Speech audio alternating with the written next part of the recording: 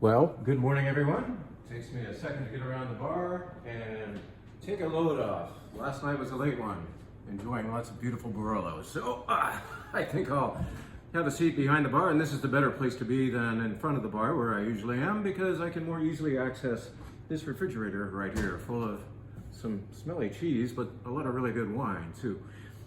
Well, happy Thanksgiving. We keep saying it, but we're getting closer and closer, so we're saying it more emphatically and reporting to you that once more, the wine bar is decorated with beautiful wines that are meant to go with Thanksgiving dinner. And this is the one that we've been saving for week number 3 of November. This one is special. Now, let's point out first that the white wines of Alsace, France, formerly Germany, and then before that France, and so on, are really wonderful with Thanksgiving dinner because they exhibit beautiful fruit. Now you see these tall bottles here. This bottle shape is called a hawk-shaped bottle.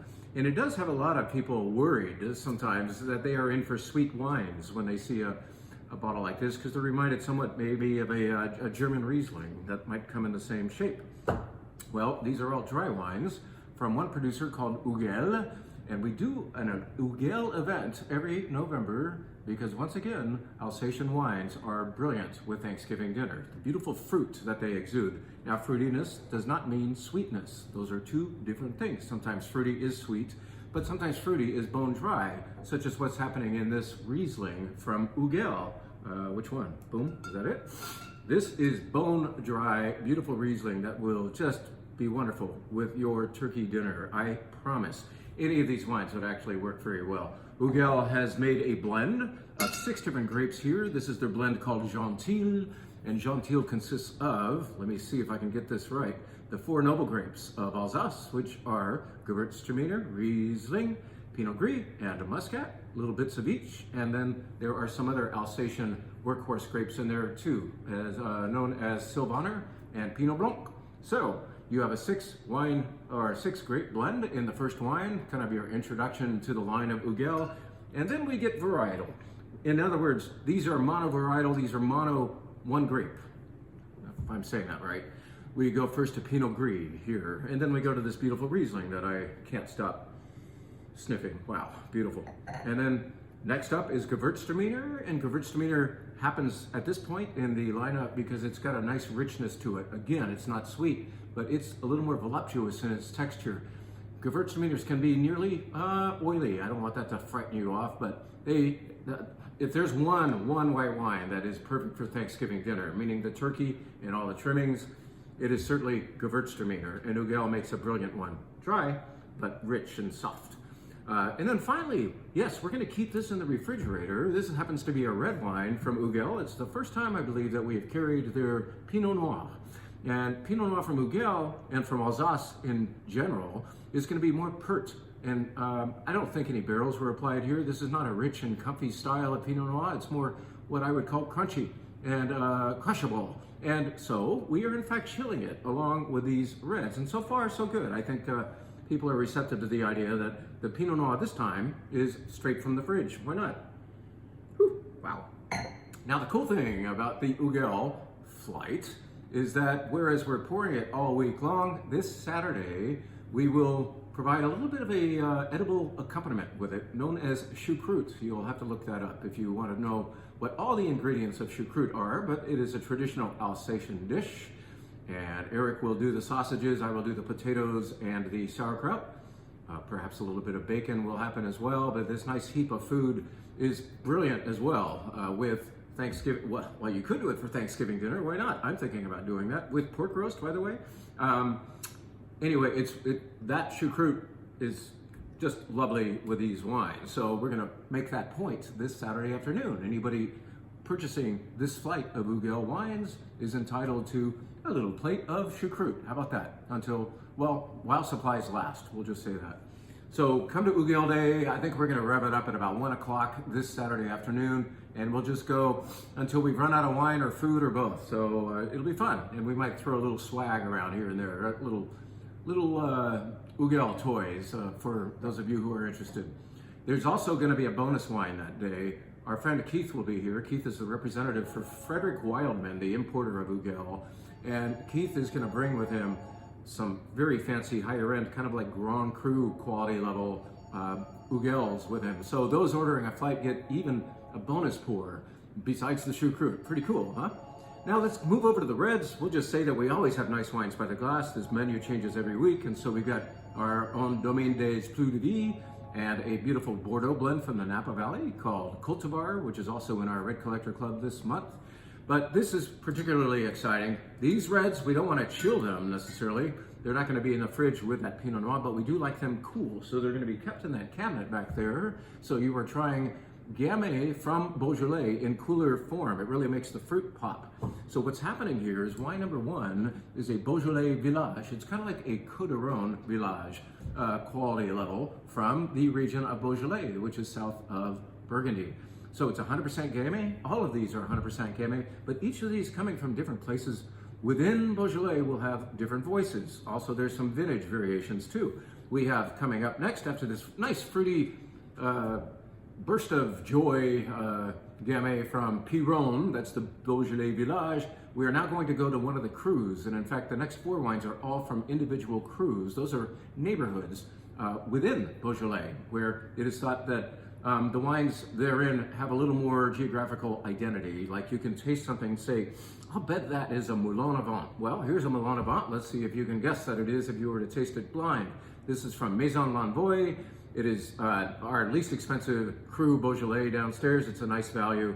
And it's also from the 21 vintage when things were a little bit more savory and less fruit forward. Yes, there's beautiful fruit, but it's also got this mysterious woodiness going on here, and maybe a nice effect of minerality as well. So that is the first of the cru Beaujolais, and then we're going to go just a couple miles over to a place called Fleury, and that's yet another cru. There are 10 crus, remember? Fleury, this is lovely, especially once it's been open for half a day. It really becomes sultry. Besides the beautiful fruit, there's something almost feral about it too. Not funky necessarily, but it's just like something like undergrowth. You know, if you're walking through a forest, that smell, that beautiful mysterious dampness that you smell as you're like moving through heaps of leaves happens in this Fleury from Lardy. Lardy is the producer.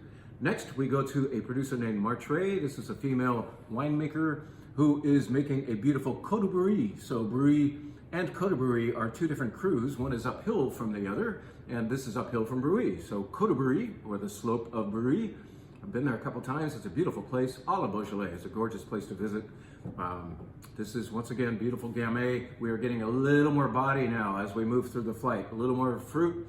And finally, that comes to a climax with the final wine, which returns us to Moulin Avant, but for one that costs about $10 more than that first one we talked about. This is from Montmoussin, and it's a really lovely, ready, very fully ready Gamay from Beaujolais, cru Beaujolais, in that it is a 2019, so it's got a little more time than any of the others.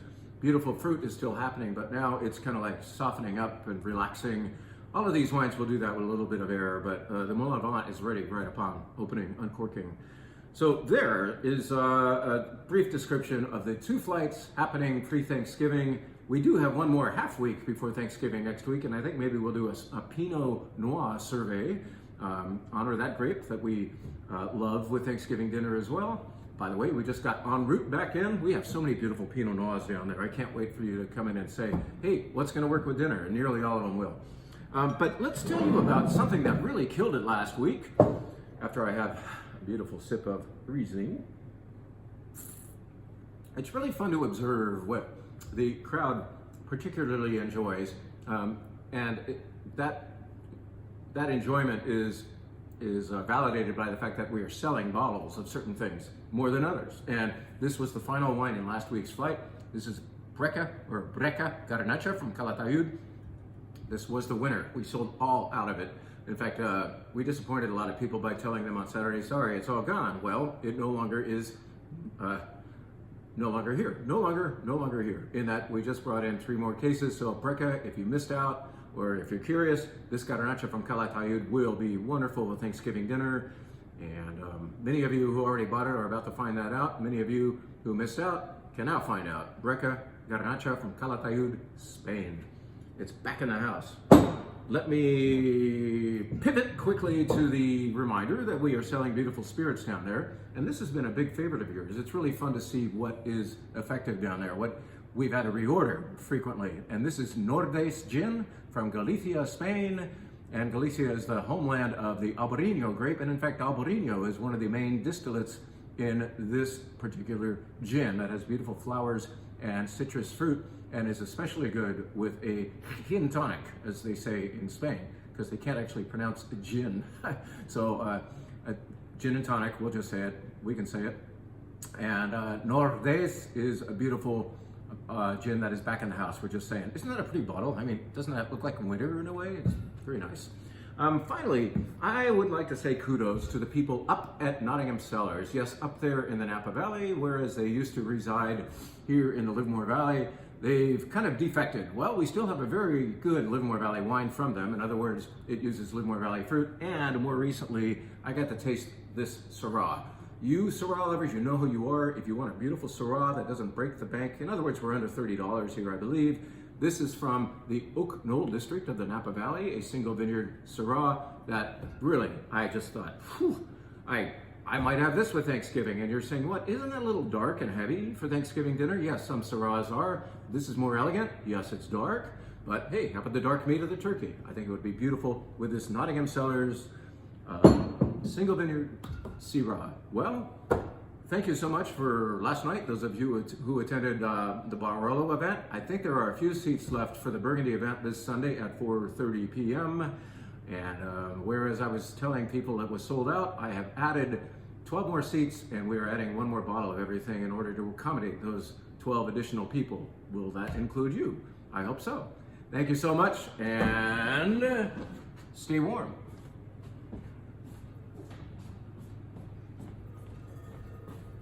High tech, right?